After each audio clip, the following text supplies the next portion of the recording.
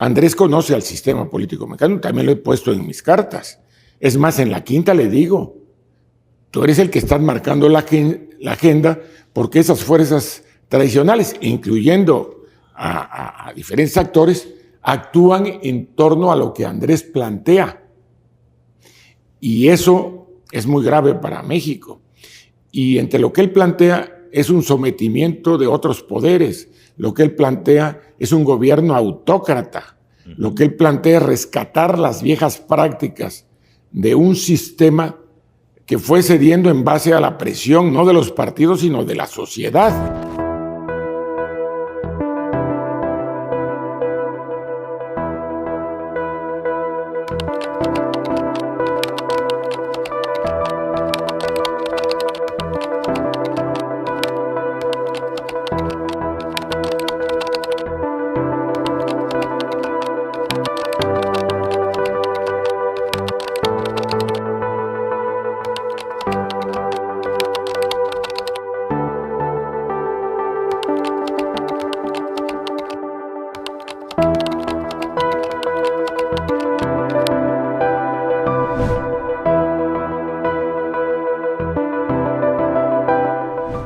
Él está de acuerdo en que la Fiscalía General de la República esté independiente. Bueno, esté persiguiendo, yo no quiero hablar de otros candidatos, sí, pero ilegal, indebidamente, en medio de un proceso electoral, que además lo señala claramente la legislación, impida al presidente de la República intervenir en el proceso electoral y de manera abierta, descarada, y perdón que use esta frase, pero cínicamente Andrés Manuel López Obrador está interviniendo. Y esto en ninguna democracia moderna del mundo se permite.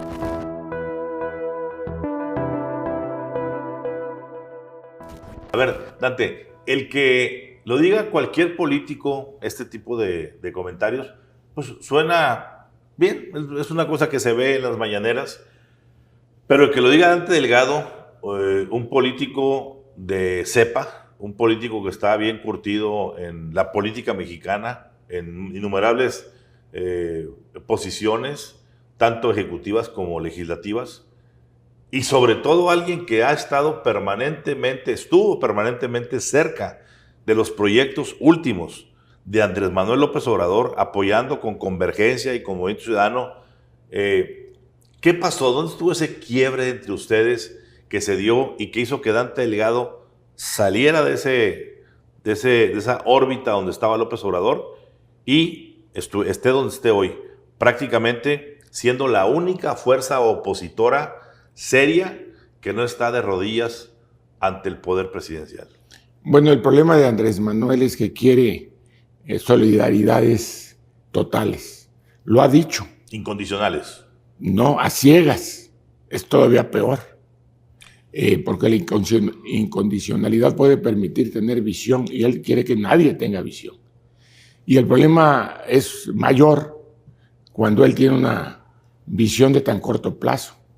También eso está con los ojos en el siglo anterior, porque todo su ejercicio de gobierno está orientado a prácticas de gobierno que se quedaron en el siglo XIX y en el siglo XX.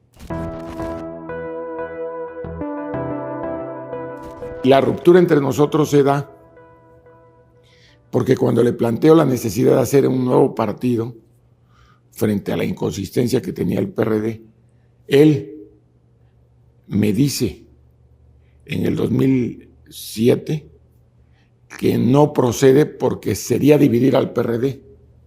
Y le dije, no, Andrés, el PRD ya está dividido, pero además tú tienes la posibilidad de construir un proyecto de sumas. Y dijo, no, tenemos que consolidar al PRD. Y 6 años después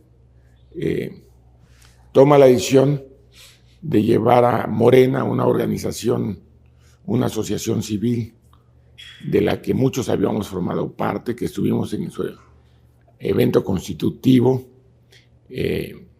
cuando termina el proceso electoral del 2012, Uh-huh. que pierde precisamente por su inconsistencia. Él pudo haber ganado 2006, que por cierto hubiera sido mejor presidente que ahora, entre otras razones porque hubiera tenido contrapesos en el Congreso. Claro. Y el 2012 la pierde también por su forma precipitada de tomar decisiones. Y sobre todo, y lo más lamentable, es que cayendo en un error, nunca rectifica, siempre profundiza. Por eso es como si estuviera en las arenas movedizas ahorita. En lugar de salir para bien de México, está hundiendo al país y lo hace en función de su terquedad. Y hay pruebas infinitas.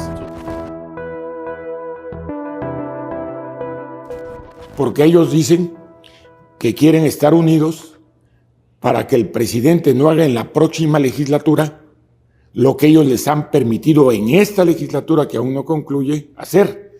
La reforma al artículo 19 constitucional, que es regresiva, violatoria de los derechos humanos, porque permite prisión preventiva precisamente en contra de delitos electorales y además en contra de la defraudación fiscal. Es decir, de esa manera, el PRI y el PAN le dieron facultades, como hoy se está demostrando al presidente de la República, para perseguir a sus opositores políticos por un lado y para decirle al sector privado, quédense ahí, engarrótense ahí porque si no los meto a la cárcel. Y esas cosas las permitieron esos partidos. Por eso para mí resulta tan contradictorio que sean los empresarios los que hayan convocado a esas fuerzas antiguamente opositoras para que se unieran. La verdad parece caricatura.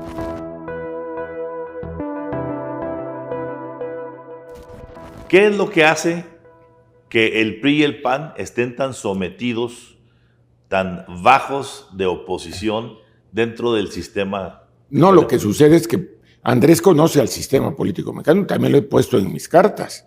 Es más, en la quinta le digo, tú eres el que estás marcando la agenda porque esas fuerzas tradicionales, incluyendo a diferentes actores, actúan en torno a lo que Andrés plantea.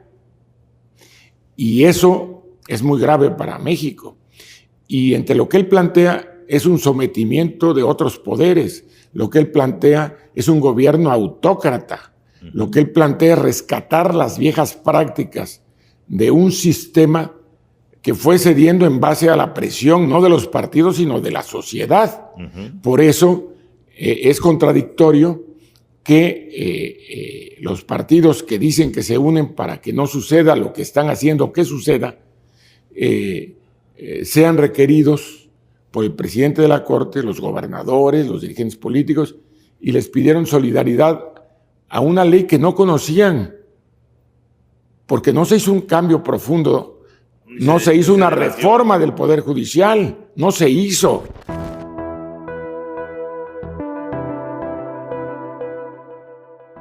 En una de las últimas confrontaciones en la división de poderes, que fue esta inclusión en último, no digamos minuto, en último segundo y en lo oscurito, de un artículo transitorio para prolongar la estadía del presidente de la Suprema Corte, el ministro Saldívar, la voz de Dante Delgado fue la única voz que se alzó con fuerza en el Senado para decir lo que estaba sucediendo. Bueno, lo que sucede, lamentablemente,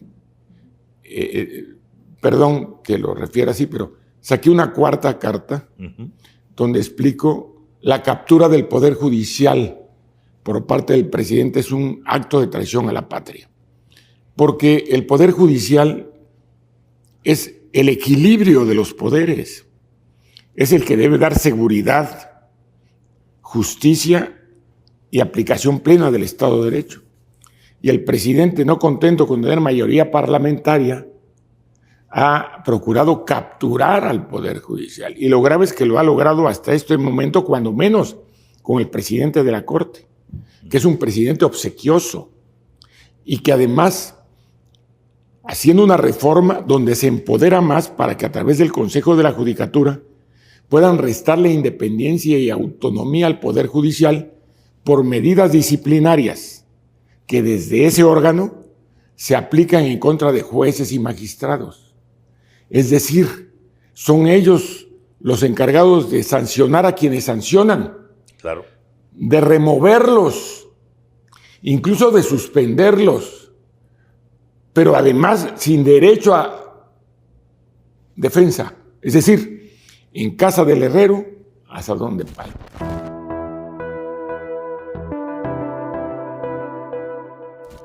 Andrés Manuel ha abdicado a la responsabilidad de ser jefe de Estado. Desde luego, y con un ejercicio desquiciante, interviene al margen de la legalidad en los procesos electorales. Él está acostumbrado a ser político de plaza pública y ha renunciado a su responsabilidad de ser presidente de la República. O sea, es un candidato permanente. Lamentablemente para México. Tenía todo para ser el mejor presidente de México, porque con los votos que obtuvo podía haber construido con la otra mitad la unidad nacional. Y él ha preferido insistir en formar parte de un México en lugar de unificar a México.